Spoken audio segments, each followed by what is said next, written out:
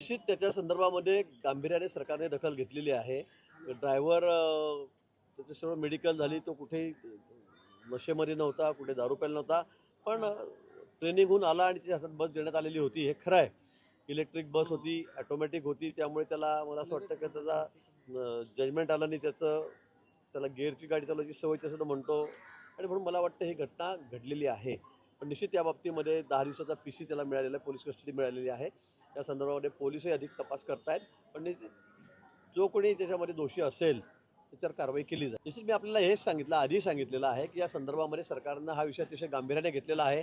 यापूर्वीसुद्धा काय ज्या दुर्घटना घडल्या असतील त्या कालची घटना या संदर्भामध्ये सगळ्या गोष्टींमध्ये त्या ठिकाणी विशेष चौकशी त्या ठिकाणी होईल आणि चौकशी करून हे अपघात घडणार कसे नाहीत या संदर्भामध्ये निश्चित आम्ही विचार करू.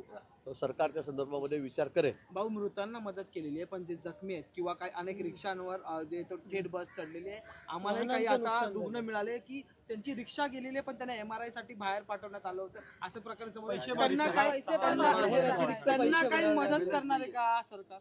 निश्चित या संदर्भामध्ये आपण नेहमीच बघितलं असेल, अपघात झाला की मृत असते त्याला तर आपण मदत करतो, पण जखमींनाही मदत करत असतो.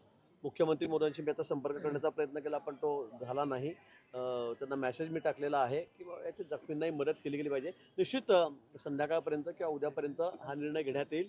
जखमींनाही, जे गंभीर जखमी आहेत त्यांनाही मदत करू, जे किरकोळ जखमी आहेत त्यांनाही शासनाच्या वतीने मदत करण्यात येईल. विरोधकांकडून 10 लाख द्यावी अशी मागणी केली होती. विरोधी पक्षाचे आमदार येऊन गेले आता 10 लाख मृतांना द्यावे, 5 लाख अतिशय तुटपुंजी असं त्यांचं. आणि 1 लाख जखमींमध्ये मला वाटतं 7 लाख रुपये आता आपण या ठिकाणी दिलेले आहेत. बेस्ट ते 2 लाख रुपये आणि शासनाच्या वतीने 2 लाख.